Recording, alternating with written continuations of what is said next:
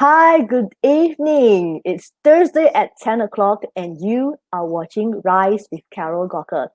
I'm Carol Gawker. I'm a confidence coach, visual marketer, and change maker. Thank you so much for tuning in to this 15th episode of Rise with Carol Gawker. I am an author and I'm also a speaker. And most importantly, this show that I created, Rise with Carol Gawker, is a platform that I wanted to use to be able to share inspiring stories of females, who have actually gone through adversity, who have gone through struggles, and then they have rise and risen from the ashes. So today we have a wonderful guest. She is a woman of many, many talents. She's an entrepreneur, speaker, a women advocate, an actress, and a recording artist. Now, under all these accolades that she has collected throughout her life, unbeknownst to the world, she is a single mother of 5 children. All the achievements to date are hard earned, born from a traumatic experience. Today, she will be sharing her inspiring rising story. So let's wait no longer. Let's put our hands together and hear it from Miss Jenny Roxa. Jenny, hi. Hi, Carol. Hi, thank you Good so much for evening. coming. Good evening. Thank you so much for keep staying up awake at 10 o'clock on a Thursday evening to come on to the show. Um, Jenny, would you like to to share with the audience today, what is your story? Let them get to know about you a little bit more. All right. Hi, good evening, everyone. To all of Carol's audience. So I hope you are all doing great. So, yes, my name is Jenny. As Carol mentioned, I'm an entrepreneur. So I founded EA Rockstar sometime in 2016. So that platform basically is a virtual assistant services and the objective is to help single mothers, if there are any, or other mothers, to earn something while they're at home. So, all right, I'm Yeah. kind of nervous. Oh, yeah. Oh, okay. I can understand. This is actually your first interview, is it? It's live? Yes. Yes. Yeah. Yeah. When it's just about me, yeah, it's the first time. I'm glad, All right. I have this opportunity with you. Perhaps you'd like to share with us what was the reason that you choose the profession? Why was the reason that you set up EA Rockstar in the first place? Yeah. So basically, I do believe in the power of women. We are in this generation that we want to speak our mind, speak our hearts out. And I'm someone that's like that now. Now, I would say now because in the past in the past years I was not able to speak my mind that much. Well, there's an argument I can talk about. But there was I mean with regards to the final decision, you know, I never win any battle when you're talking with your partner, talking with my husband. I was a physically battered wife. Um, I have 5 kids, and I am happy to be out of it now. Um, so I've been out of that relationship for 7 years now, but it wasn't an easy journey. I grew up in a traditional family. Um, I'm a Catholic as well. So, having said that, we have our uh, beliefs, cultures, being Asian as well. You might wonder how long did it take you to get out of that relationship when you said you're a battered wife? So, it took me 13 years before I finally get out of it. The reason why, um, it's because we were taught, you know, we go to church, we were taught that husbands and wives should stick together. regardless of any situation, regardless of any problems. So in my mind, regardless if I got a hit on my left, right, front, head, shoulder, I will stick by it because I do believe that one day things will change. And that's not what's happening. So it happened once and then it happened twice. Um, there's reconciliation in a way that you forgive, the promise that the person will not do it again, and then the next day is another thing. It just it's just keeps on rolling and rolling and rolling, and it never ends. And in the beginning, of course, I was very very scared of getting hurt because no one hurt me when I was young. I mean, not even a slap, not even parents would scold you, but those words were not that hurtful enough to hurt you, to strike you from within, being called by words that can you can never imagine. So those words, um those physical abuse, I think they all just piled up. Some people would say, oh, I know when you get hurt you should fight back. Mhm. And I can't say that I didn't fight back. I fought back once, twice, thrice, but you get more of the punch. You get more of those bad words. And then I just realized that I can never win in that battle.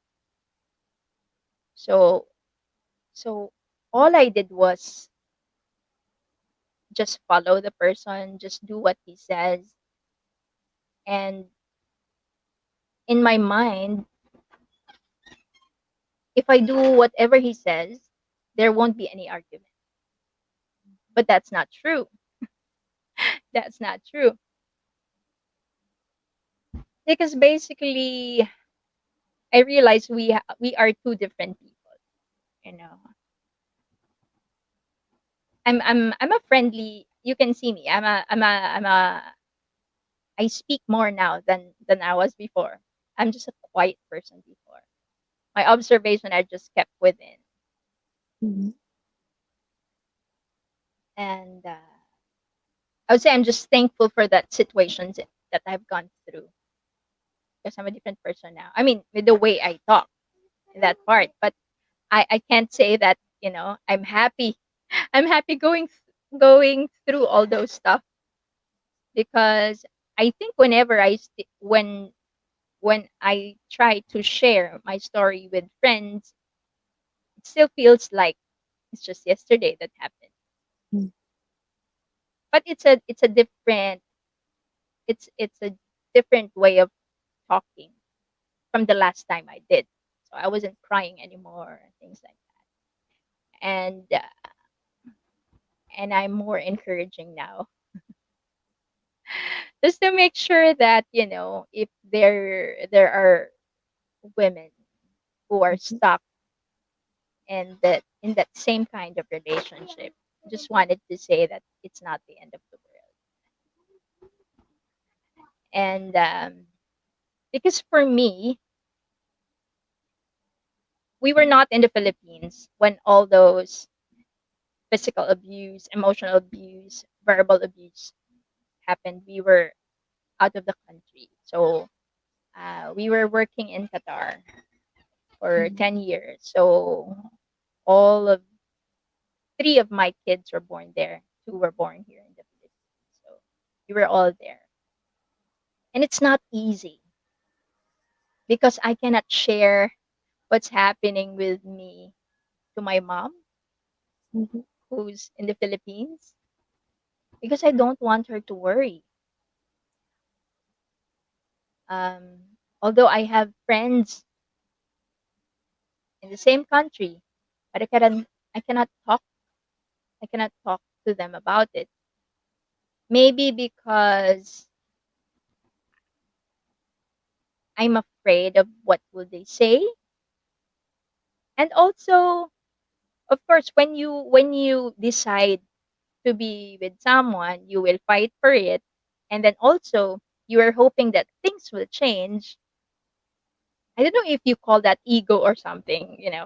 It will be okay. I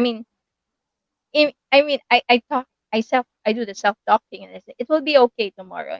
Things will change, and it just like goes on and on and on and on and on until it just sink into me that no, you are you'll at the end of this day. At the end of the day, it's just who matters, who will live and who will die in this battle. So I just felt very hopeless. I think the trauma sank within me that I felt that there's no way out. Things like go in the morning when you just wake up. I'll just share a few examples of of how an argument would start. So Mhm, let's say in the morning you woke up on the way to work. Sometimes we are just daydreaming. We are looking at a thing or a person or at a certain direction, but our mind is not there. mhm, And with that, sometimes I don't notice I'm already looking to another guy in the next car, and that sparks an argument.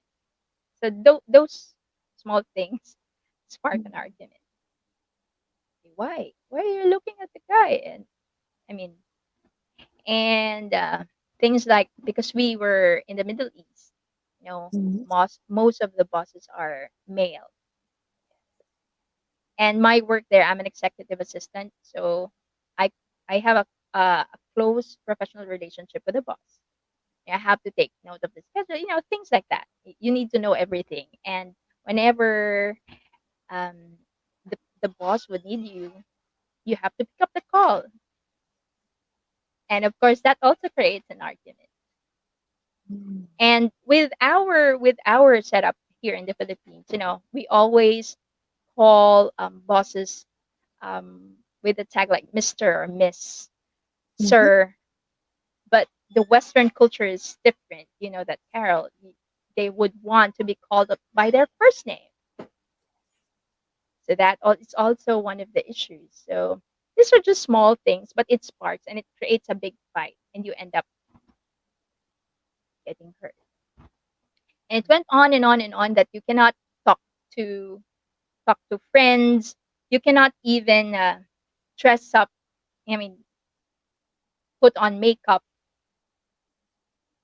and all that stuff, because that will create an argument saying that, why are you making yourself beautiful? Are you making yourself beautiful for someone?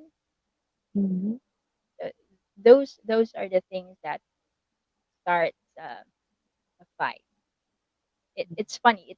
It's come to think of it, it's not really that you know big, but yeah, those are just simple things, but it creates really really a big fight. And with me, because I'm I don't know. I'm a simple I'm a simple woman. I'm a simple girl that I what you see is what you get. I mhm, cannot put on a mask. So that's hard. But when I go at work, they'd see a smiling face and all. So everything is kept inside. So yeah, I'm just sharing. Yeah, those are just a few examples of how an argument started mhm.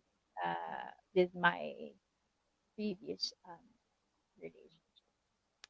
I really, really thank you for being so courageous to step up and to step out to actually to share your story so openly, because there are statistics. I believe a lot of the stories and all those battered wife issues being psychology and physically abused women all go unreported all across the world. And it seems that in Asia, a lot of women tend not to want to speak up for fear of judgment. So, I was just curious, after each time that he actually laid his hands on you, what was going through your mind? I'm just thinking it's the end of me. Mm-hmm. And I just felt so hopeless. I'll just follow what he says. I mean, it's really really difficult. You put it this way. You are molded to be another person that's not you. Mm-hmm. I mean, how can you bear that? But I did for the longest time until a certain point in my life.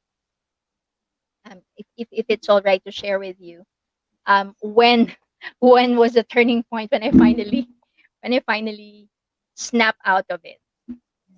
I have 5 kids, and um 3 kids I delivered normal. The fourth one was also normal, but I was already pre-eclampsia. Um, in all those delivery, you wouldn't see a husband scare, like really really taking care of you. I mean, how do you say it? With that step by step, like feeding you with food. I mean, those were just small things, but that matters to us, right? I never felt that in all those delivery. And the fourth one, I never thought that that will be my delivery date. But I Mm-hmm. had preeclampsia, I had hypertension, Mm-hmm. so that was the point where I mean the doctors. I was working far from the city. I mean, it's in Qatar, but it's far from the city. I need to travel by bus um, for like 1.5 hours because it's an oil and gas company I've worked for. Mm-hmm. So yeah, so there's an operation site out there. So yeah, so that took an ambulance going to the hospital. It's like okay, okay. Um, I never felt that. I never felt really cared for. Normally, a husband would, "Hey, are you okay? Keep on calling you, and where are you?" I didn't experience that type of. Um, so it was okay. It's okay. I still delivered that. My fourth child, 5 days old, my child was diagnosed with meningitis. Oh, wow. Okay. I'm so Yeah. sorry to hear that. So I delivered normal. They still tried to do it I, for me to deliver normally. So I Mm-hmm. still did that. But he was diagnosed with meningitis. He had this eye twitch. I never had any of those with my other kids, so I never thought that that's really alarming until that point where my son turned blue for more than a minute. I was like blowing air on his face just for him to stop that, just for him to have air. So yeah, at that point I said, what's going on? You came out of the hospital and you need to go again in the hospital, stay in the hospital every day, like for more than a month. It was Christmas time, New Year time. Good thing I have help at that time. I have a nanny at that time,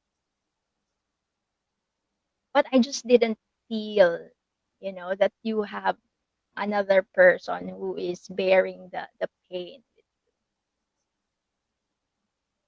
Um, so yeah, but anyway, I still go on. I mean, Mm-hmm. that's just one problem. Maybe it will pass.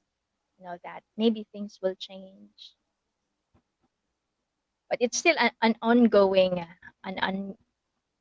thing. You still have that argument in the middle of this problem, and I just going back. I just can't imagine how I've gone through that. Mm-hmm. you know, looking at your son, 5 days old, that they have to do the lumbar lumbar uh thing at you know and then be there at the hospital, and you just gave birth. I don't know how it is in Singapore, but Mm-hmm. normally, parents, my the elders would say, "Oh, you need to take care because you just delivered. You should not go out.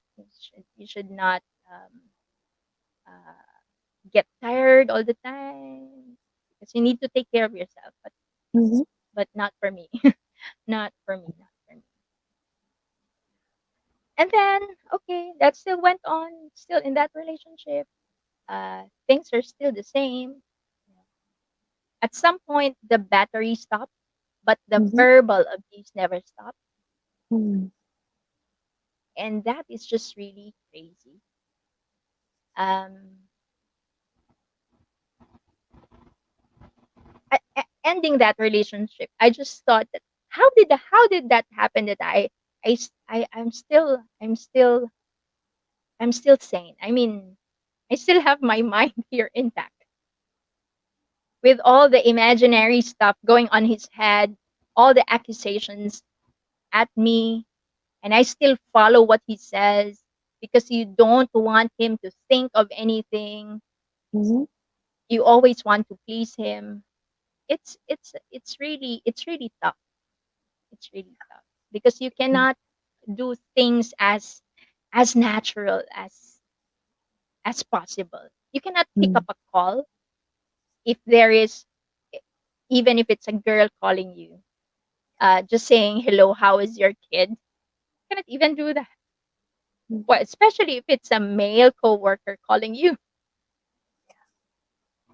Yeah. And then okay, the fifth child came. My fifth child, I had it a CS. It's a Mm-hmm. C-section. So that's different for me because all the other deliveries, they're normal, but this one is Mm-hmm. CS. I thought that was harder.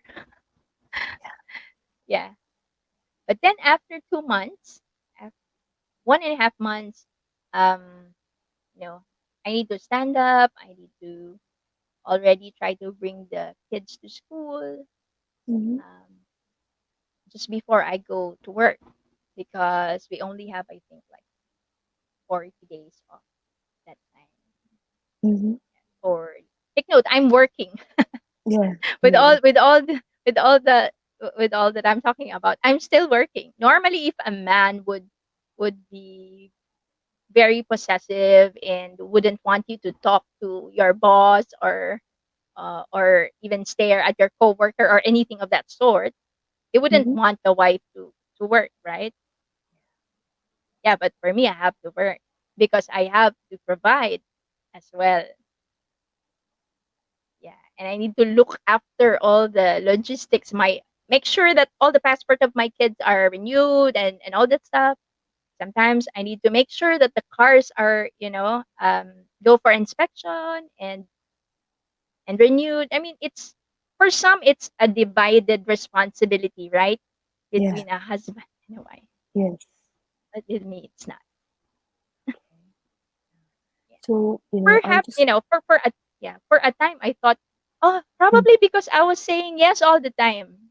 mm, Because because he's taking too much time to do a thing, so that's why I'll just do it. mhm, So those were the things that came to mind. I mean, maybe because I'm just doing it because it's taking time for him, but not really. If a person wants, if a person cares, he wouldn't he wouldn't let his wife, do that if he can do it himself. was it hard for you to decide, to leave him? Like, what did you have to go through to really go through the whole process of of cutting him off and really standing up for yourself? Yeah, it's hard. It's hard, but my turning point was Mm-hmm. after my fifth delivery. I was Yeah. stuck in the middle of the road, And in Mm. the Middle East, what you see is the desert. I had hypertension. I had, you know, it just stopped. And then I realized my life could end there. And then my question was, if I die today, how will my kids live when I die? Then I realized I can't. I can't. I can't allow that. Because if it's just me, if it's just a person who's not a good husband, it's okay. But if the person is not a good husband and not even a father who would morally support and be there for his kids, that's another thing.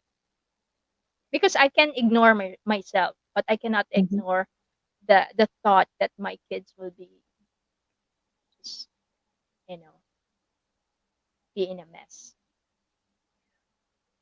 So that was my turning point. Um, Way back 2006, I only have 3 kids then. Now I had that was the worst physical abuse I had. I had a Mhm. black eye, you know, going to work, and I had to cover it. So I was fully made up so that to make sure that I can go to work because I don't want people to ask me what what's going on. Yeah, it's Mhm. even trying to avoid those stuff. But I just said I fell on the even I covered everything. I just said I fell on the stairs and but there's a big question mark to some who would hear Mhm. my reasoning. But I mean I never looked back when they said anything about it. So after that point that I said I cannot I mean okay that time wait sorry okay that time 2006 when I had that the worst for me that was the worst physical abuse that I had. I said it's about time I have to leave. Mhm. My sister then was in Qatar, so she just came there. She's supposed to work to look for a job, so she's very new. And then I think she was my support at that time. Mhm. But then I was stubborn. Um, when I had that conversation with my husband then, with my Mhm. ex-husband, and then my eldest daughter was there, and his question was like to my daughter, who was like, how old was she then? Grade 2, grade 3, something like that. Is it okay for you to not have a dad? And then, of course, my daughter started crying. And then I couldn't bear the thought that, my daughter then was crying. And in my heart, I feel that if I do this, if I decide at this point, now, I am making my daughter feel that way, that pain. So So what that did was you the do? reason why I was stubborn and I didn't say yes, that I will leave. So I said, okay, Mm. let's try again. But fast Yeah. forward, during that turning point that I did mention to you, and I said, if I die today, what will happen to my kids? Then I realized, wait, my reasons are wrong. The reason why we didn't separate ways that time was because of my kids, for them to feel this and feel that. Mm. But then, what if I die today? What will happen to my kids? That was like striking. How how is this person as a father to my kids that I will leave my kids with him, all my kids with him? What's the future of my kids with this? I mean, with this person. So everything changed at that point. Mhm. So I delivered April, um, and then June. June. It's funny. it's funny. It's school time in Qatar at Mhm. that time. But then he would say, "Oh, I have to go on vacation.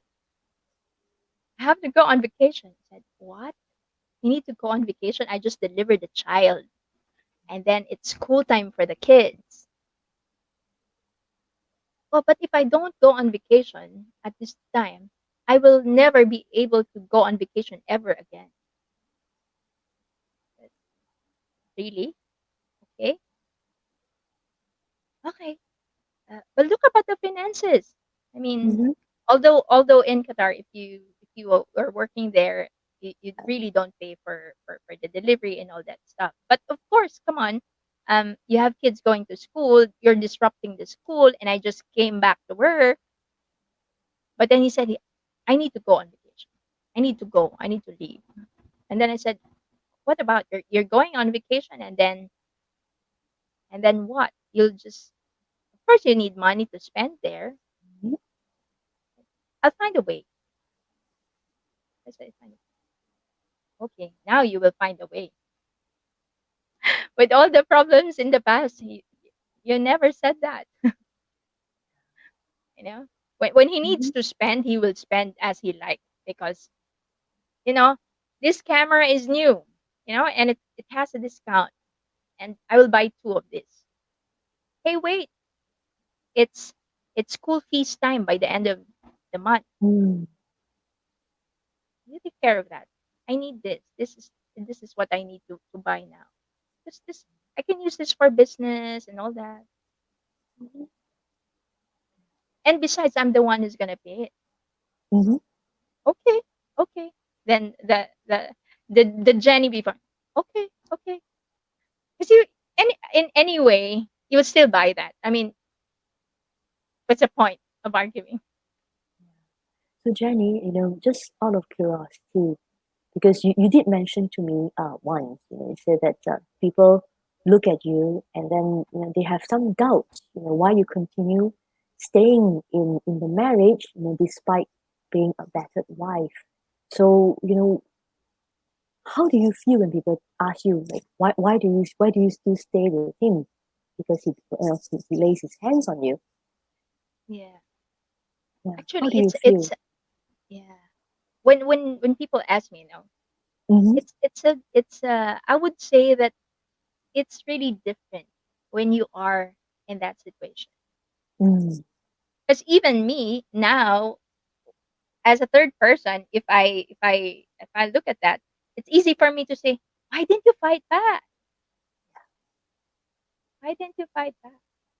But when you are already in that, when you've already sank in that Mm-hmm. situation that I'm a battered boy, I get hit here, you are dwelling in all those pain Mm-hmm. that you Mm-hmm. are really afraid to get hurt again.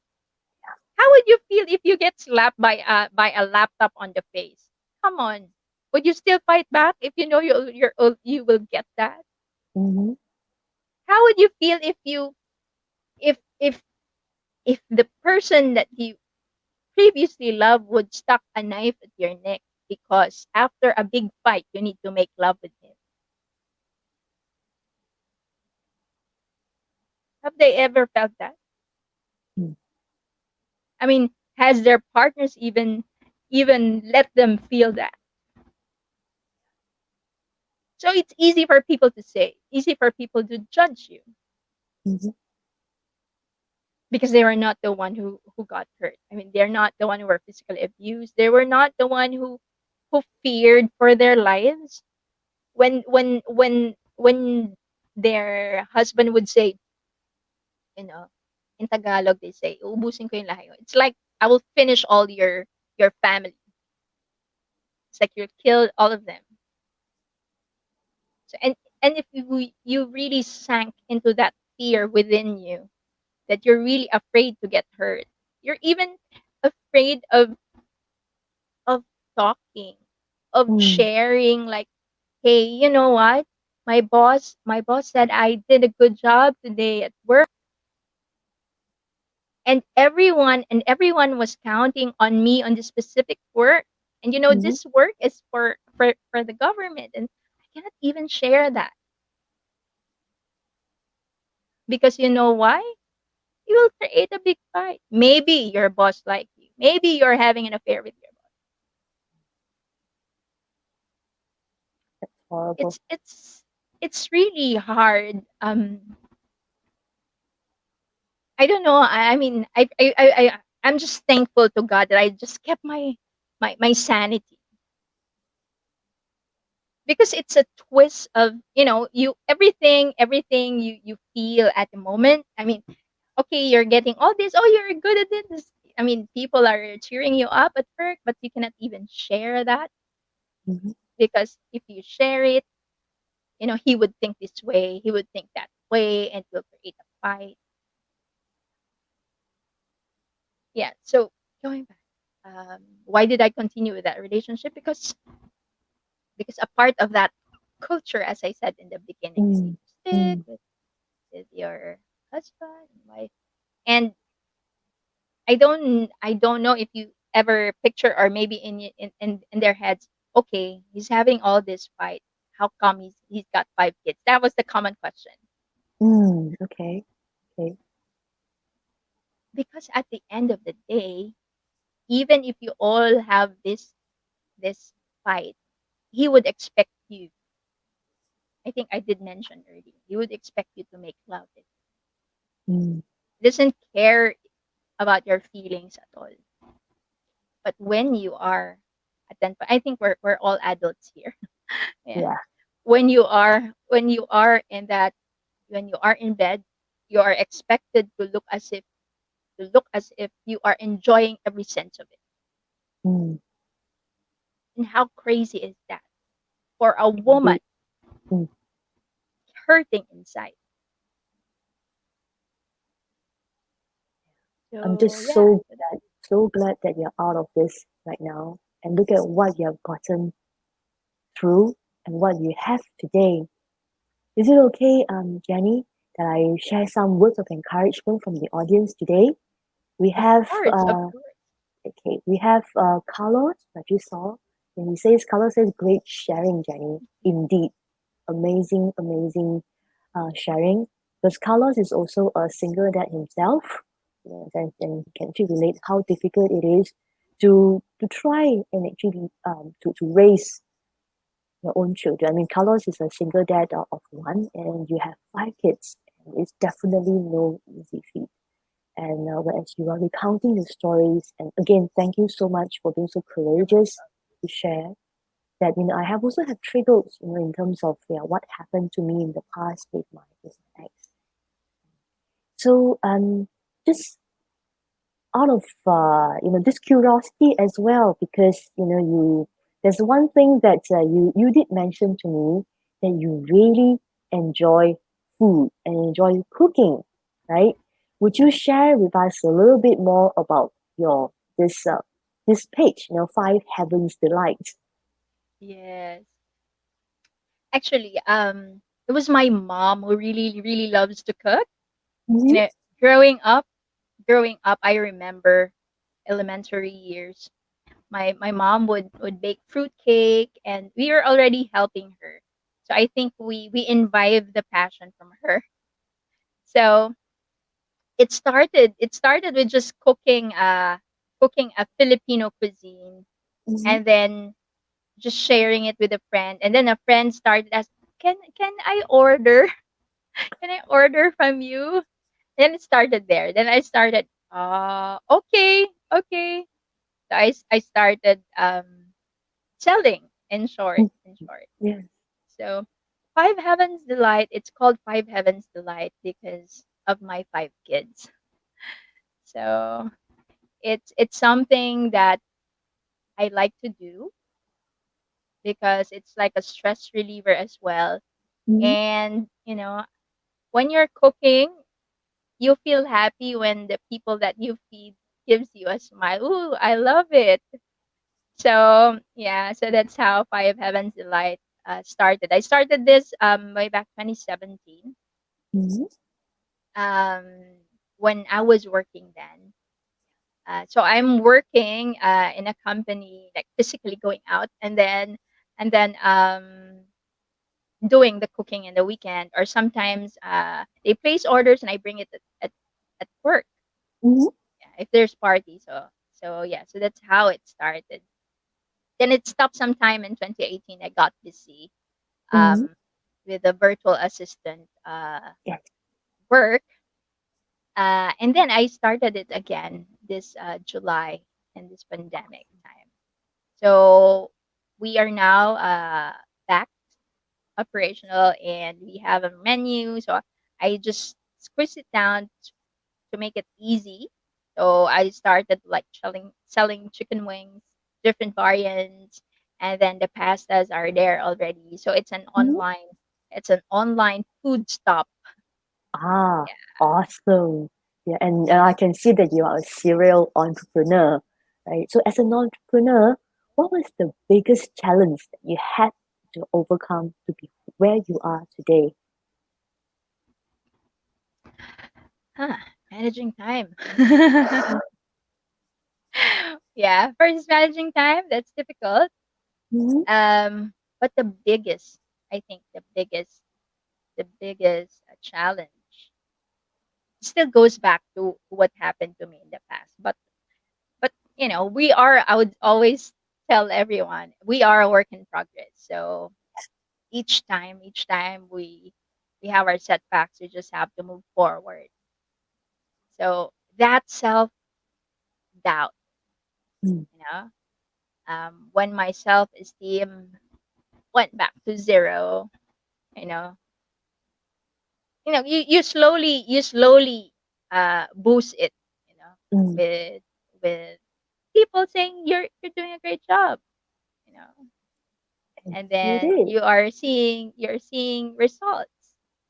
So slowly it comes up, Mhm, comes up. But there are times it would go down. I think this that slows me down.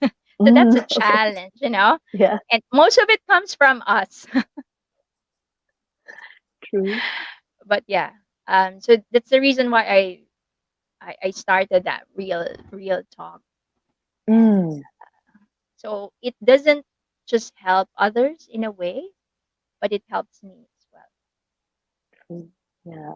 So it's like for the audience who's watching this, Jenny is the host of her own show, which is Real Talk with Jenny, that she has it on every Sunday.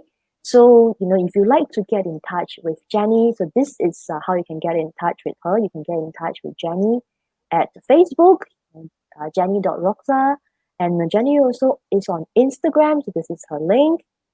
Okay.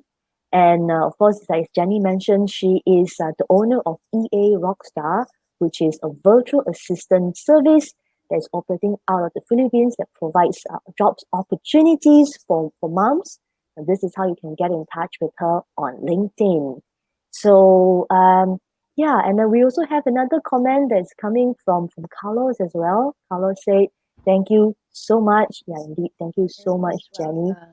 for your sharing with. I can also see because of what you have been through, and that's why you have this heart to help and support other women, and also why you are so vocal as a women advocate, to speak up against violence towards women.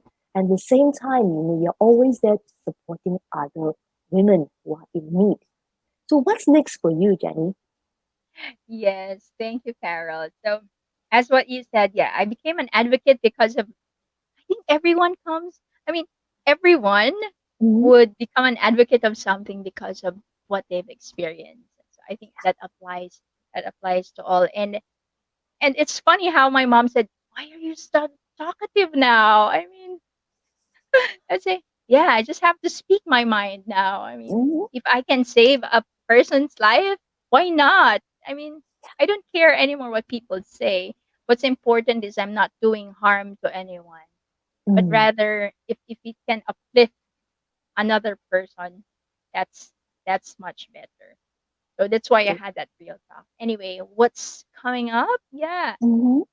I hope to release a book soon. Yeah. So I'm working on that. I'm working on that. So it would entail my journey. Yeah. It's taking time for me to write that. yeah, so yeah, and then also I am finishing a course on life coaching, so Mm. hopefully that will also help more people. Yeah. Thank you for sharing that. And that's also the reason why, I kind of like, stop you right there because your story is super amazing and the world, will need to hear about it. And I think they will get to hear it best from you directly and from your book so that they can actually experience what you're going through and also, to learn how to get out of difficult relationship, how to actually stand up for yourself. And you did courageously to stand up for yourself. Right now, I'd like to open to the floor for the audience. Audience, thank you so much for hanging out with us. Do you have any questions for Jenny? Do feel free to just put in the comments below, then so Jenny can answer you. Yeah. So Yes, in the please. meantime, yeah, Jenny, just because you are a mom of five. I mean, I don't know how you actually manage, to with your children because I have two and it's already super super difficult for me trying to balance all of that, and then you're also running two businesses at the same time. Yeah, do you find time for yourself? Hardly. Hardly. But I'm really grateful and thankful because I Mhm. live with my parents. Mm, So without my parents, I won't be able to do everything that I'm doing at the moment. yeah. And I'm just so thankful because they believe in me. And I just can't imagine how hurtful it is for them knowing what happened to me. Mhm. I mean, because they don't know anything until, they have to hear it from me. Although they have their observations, that you have that mother instinct, something's Yeah. wrong, but she wouldn't really uh ask much. Mhm. She feels something. Yeah. So yeah, without my parents, I wouldn't be able to do all of it. And I really Mm, thank them for supporting me um with this. I mean, with the real talk that I'm mhm. doing every Yeah. weekend. So we have question from the floor from Carlos. Carlos say, will you want to get into another relationship again after what they have been through? Yeah, I get this question all the time. And my answer is I wouldn't know at the moment, Mhm. but this is something that I asked myself years back, after I got out of well, after I got of that relationship, I became a Mhm. man hater.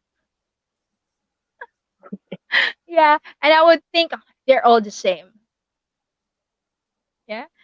Mhm. But I know that's wrong. That's wrong. So when I turned 40, I'm 42 now. When I turned 40, I think I don't know. It age or something changed, Mhm. that hey, I also feel that I also need someone. Yeah. Especially in those times when it's raining, you things like that. We're women, Yeah. we're hopeless romantic. Yeah. Yeah. And I even asked my mom, wait, I asked my mom, should I change myself? Maybe because people say I'm too kind. Maybe maybe if you are a person who's too kind, that's why you get hurt. Mm. And then I answered my same question. But if I change that, it means that's not Jenny anymore. So the heck, it's okay. I mean, the right person will come. Yeah. The right The person will right come. friend will come. If they hurt you, it's their loss, not mine. Mm. Because Good. you can never change. That's you. That's your whole package. You can only Yeah. learn from what you've gone through. So yeah, I'm still that person who's straightforward and who would care for anyone, for a friend, sometimes even not a friend. I mean, kasi Mhm. kasi it's a Tagalog word. I mean, I don't judge person easily. I don't judge a person easily. So I guess it will come.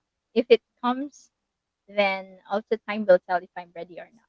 But I'm not rushing. Mm. Indeed. Great. So we have also another question from Carlos. Carlos says, how old are the five children? What are their ages? All right. So my eldest is 20.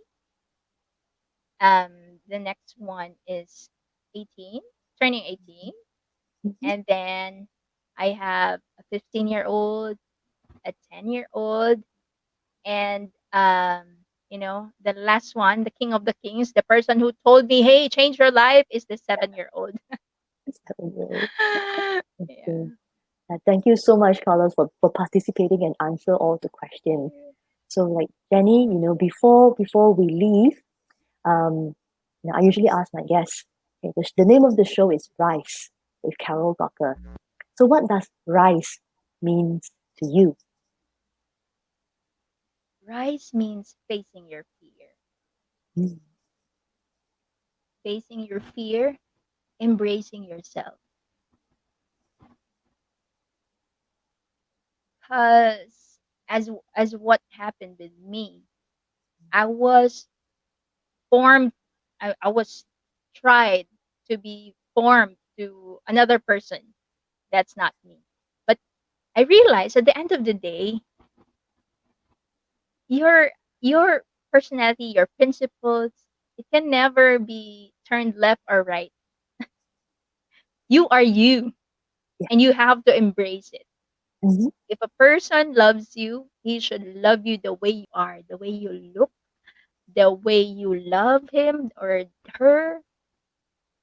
He or she just need to love you as you are, the whole package. And I shouldn't be afraid of that. I should just embrace that.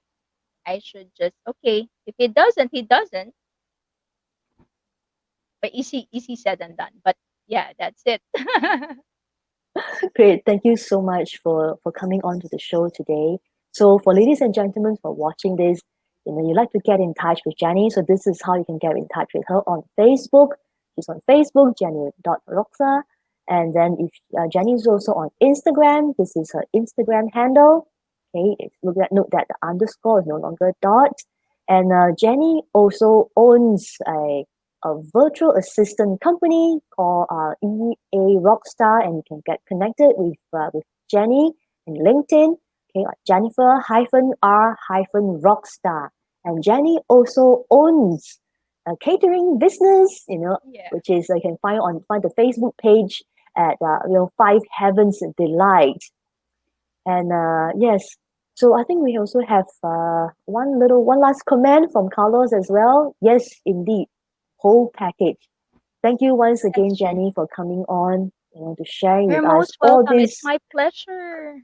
all this wisdom, moments of wisdom. So, ladies and Hope gentlemen, that thank you I so hope that much.